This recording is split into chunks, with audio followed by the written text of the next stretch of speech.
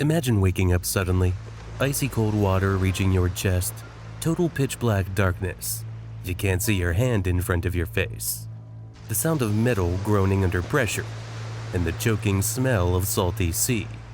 The bodies of your friends floating around you, and you're trapped 30 meters below the ocean's surface. Welcome to the Midnight Hour, where silence hides the real stories.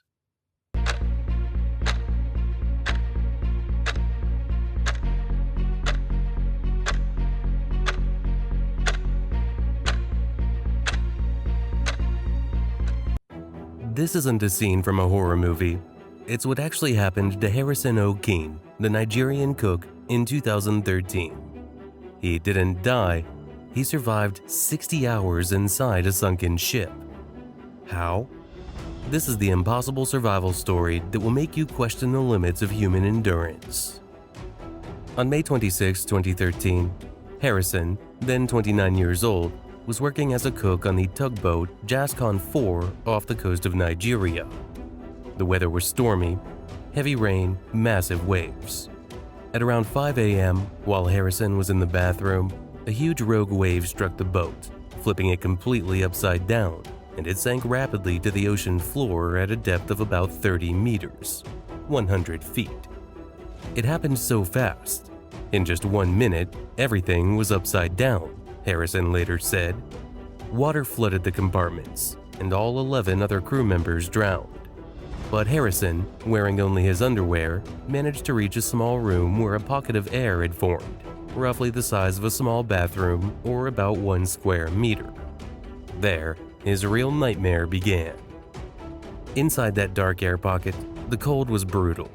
The water temperature was around 10 to 20 degrees Celsius, cold enough to cause hypothermia quickly.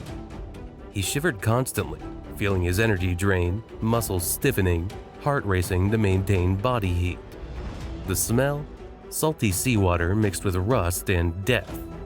He had no real food, only a can of Coca-Cola that floated in and some bits of sardines he found. But he was starving. The darkness was absolute. He saw nothing, only heard. The metal hull creaked and groaned under the water pressure, sounding like it was in pain. Then came the terrifying noises. Large fish, possibly sharks, swimming outside, gnawing on bodies in the adjacent compartments. I could hear sharp teeth scraping against the metal, he recalled, turning the scene into something straight out of a horror film.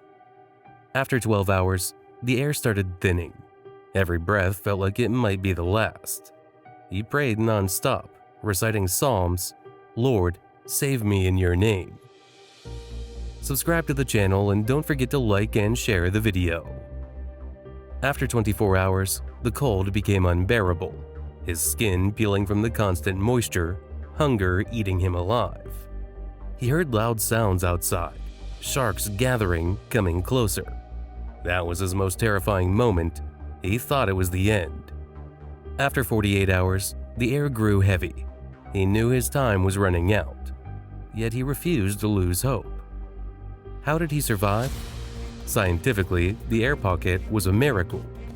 The cold seawater absorbed much of the carbon dioxide, CO2, he exhaled, delaying suffocation.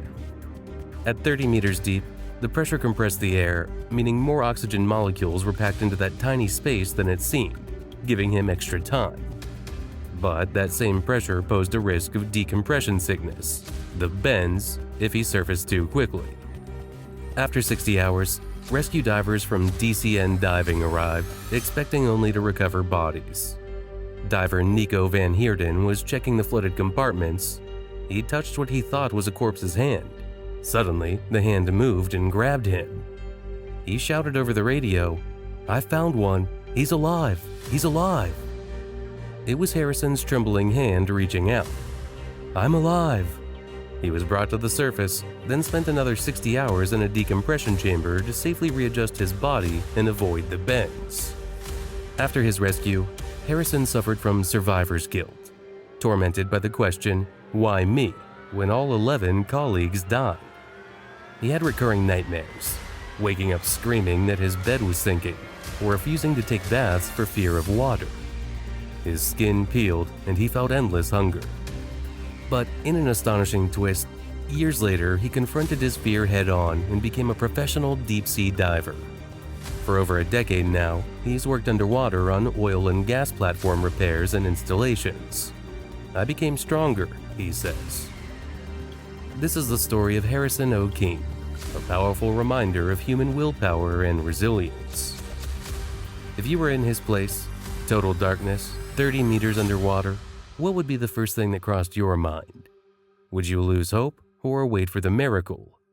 Tell me in the comments below. Imagine living your entire life, getting married, getting divorced, raising a dog, choosing a specific career, spending your vacations in a particular place. Then, one day, at age 39, you discover that there's another person just 40 miles away who has lived exactly the same life, down to the same details, without ever knowing you existed. This isn't a sci-fi movie plot or a horror novel. This is a true story that happened in the state of Ohio, USA, known as the Jim twins, or the twins who lived one life. The beginning, separated at birth. In 1940, identical twin boys were born to a teenage mother in Piqua, Ohio. Just a few weeks later, when they were about 4 weeks old, they were placed for adoption.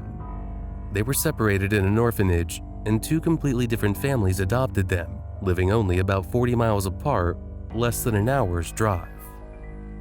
Subscribe to the channel, and don't forget to like and share the video. The families didn't know each other, and there was no contact at all.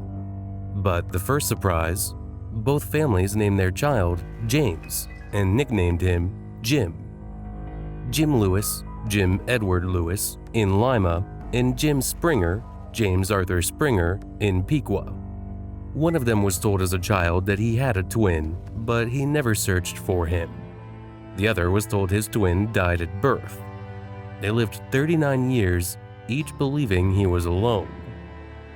The coincidences that started and didn't stop.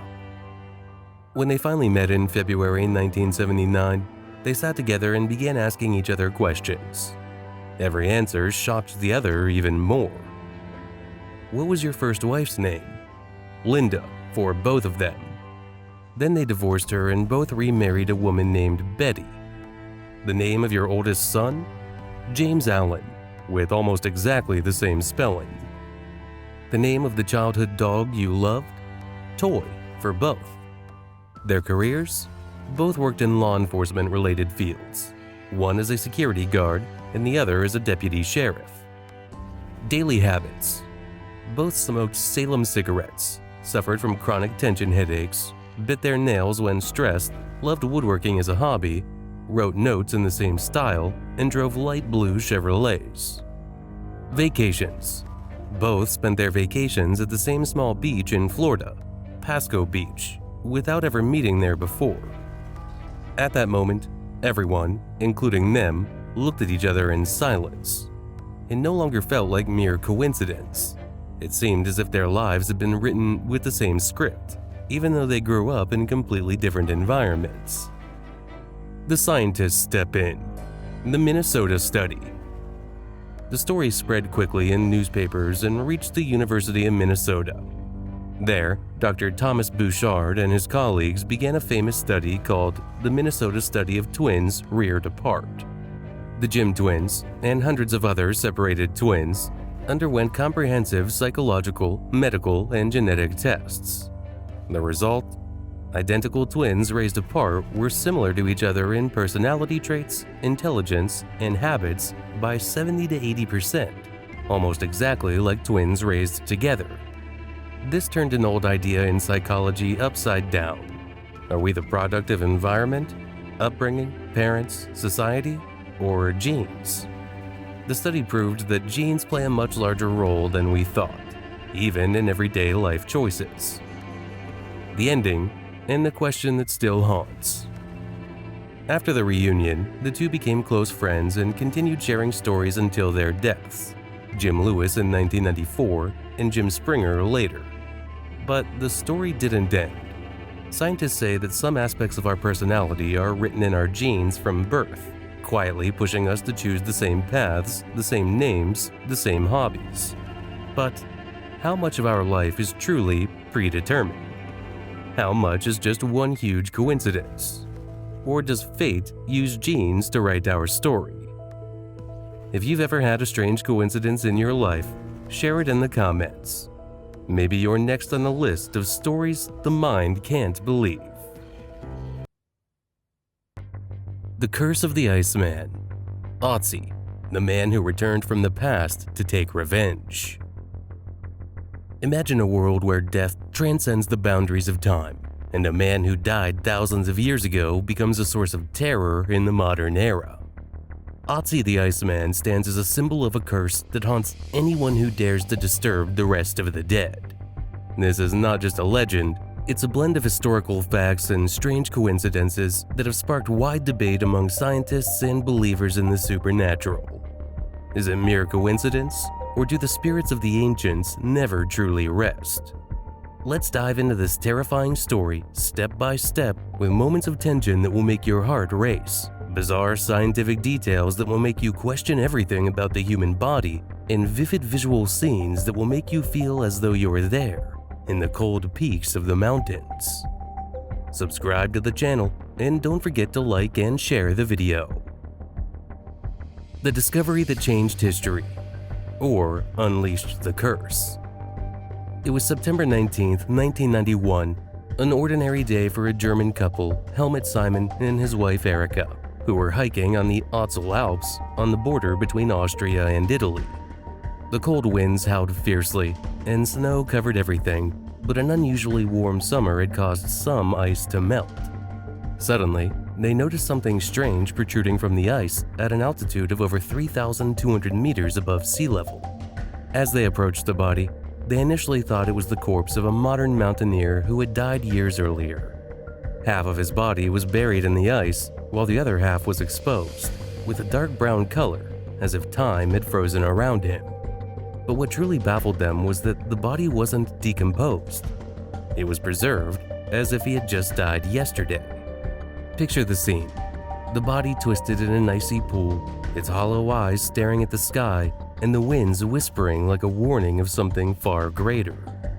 Was this just a discovery, or the beginning of a curse that would haunt everyone involved? Soon, investigations revealed that the body dated back about 5,300 years, to the Copper Age, around 3350 to 3100 BCE. The man was named 𝐼𝐸 after the valley where he was found, and he became Europe's oldest naturally preserved human mummy. 𝐼𝐸 wasn't just a corpse, he was an archaeological treasure. He was about 1.65 meters tall, weighed around 50 kilograms, and was estimated to be about 45 years old at the time of his death. He wore clothing made from animal hides, such as a coat of chamois leather and shoes stuffed with grass for thermal insulation. With him were tools like a copper axe, a flint knife, a bow and arrows, and even a pouch containing medicinal fungus used as an antibiotic. The secrets of 𝐼𝐸's body. Strange details that make you doubt everything. When scientists began examining his body, they uncovered astonishing things that make the story even more thrilling. His body bore 61 tattoos carved into the skin, mostly on the joints, possibly an ancient treatment for pain. Imagine a man from the Copper Age undergoing therapeutic tattooing like a primitive doctor. In his stomach, they found the remains of his last meal before death: dried ibex meat and fat, red deer meat, ancient einkorn wheat, and traces of toxic fern, perhaps eaten to treat stomach pains, or maybe part of a mysterious ritual. His DNA revealed he suffered from heart disease, with calcium deposits in his arteries making him vulnerable to a heart attack at any moment. Scientists also discovered the oldest known evidence of Lyme disease in history, caused by the bacterium Borrelia burgdorferi, transmitted by ticks, a modern illness dating back 5,300 years. These details turn 𝐼𝐸 not just into a corpse, but into a living book about ancient human health. But were these secrets meant to remain hidden? The mystery of his final moments. Was 𝐼𝐸 the victim of a bloody chase? For years, scientists believe 𝐼𝐸 died from the freezing cold in the mountains. But in 2001, a CT scan revealed a shocking surprise. There was a stone arrowhead embedded in his left shoulder. The arrow had severed a major artery, meaning 𝐿𝐶 didn't die from nature, he was murdered. Imagine the moment. 𝐿𝐶 running through the rugged mountains, blood pouring from the wound, the cold winds whipping his face as he tried to escape an unseen killer. Some scientists believe 𝐿𝐶 was fleeing from enemies in the highlands. Traces of blood on his tools suggest he had injured several other people before his death. It was as if a battle had taken place, ending in a chase across the Alps where he had finally collapsed in the ice, bleeding to death. Was this tribal revenge or something bigger? This mystery adds tension that makes you wonder who was chasing 𝐿𝐶 and why. The beginning of the curse, a series of mysterious deaths. After the body was extracted and moved to a museum in Bolzano, Italy, rumors began circulating about the curse of 𝐿𝐶. Over the following 13 years, 7 people, or 8 according to some accounts, directly linked to the discovery or study, died. 4 of these deaths were violent, fueling the belief that 𝐿𝐶, who was treacherously killed, was taking revenge on those who disturbed his rest. Here are the chilling details of these deaths. Rainer Henn, the forensic pathologist who personally removed the body from the ice with his bare hands and placed it in a body bag.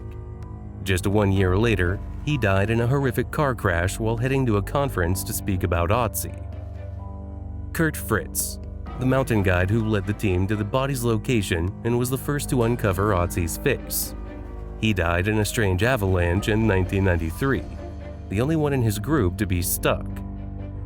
Rainer 𝐿𝐻𝐿, or 𝐿𝐻𝐿, the filmmaker who documented the extraction process and produced a documentary about it. He died from a rare brain tumor shortly after the documentary aired. Helmut Simon, the main discoverer himself. In October 2004, he disappeared while hiking in the same mountains, and his body was found days later in a snowstorm, eerily similar to the site where 𝐿𝐶 was found. Dieter Warneck, the head of the search team that found Helmut Simon's body. He died of a sudden heart attack just hours after locating the body, despite being in good health beforehand. Konrad Spindler, the archaeologist who first examined 𝐿𝐶 in Innsbruck and openly mocked the curse idea, saying, "This is all media nonsense. The next one will be me." He died in 2005 from complications of multiple sclerosis, a rare disease. Tom Lloyd, another archaeologist who discovered blood from 4 different people on 𝐿𝐶's tools, confirming the murder theory. He died in 2005 from a rare blood disease he had suffered from for years, but his death came suddenly after working on 𝐿𝐶. These coincidences sparked a debate. Are they just chance? Especially since most of the deceased were elderly or worked in dangerous environments like the mountains?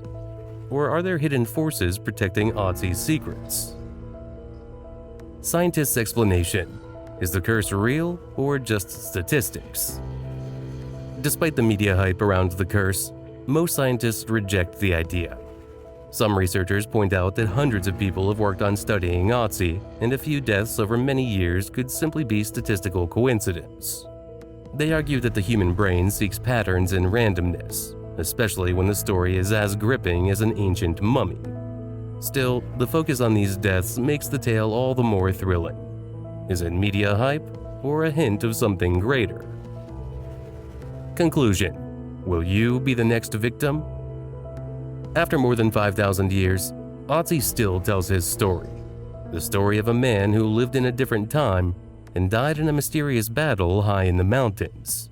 But the question that lingers even today remains. Is the series of deaths linked to him just coincidence? Or do some ancient secrets refuse to be uncovered? Today, 𝐿𝐶 is preserved in the South Tyrol Museum of Archaeology in Italy, inside a refrigerated chamber that keeps him from decaying. Perhaps his current piece is why the deaths have stopped, or perhaps the curse is waiting for its next victim. Do you dare visit the museum and press your hand against the glass display case? Share your opinion in the comments.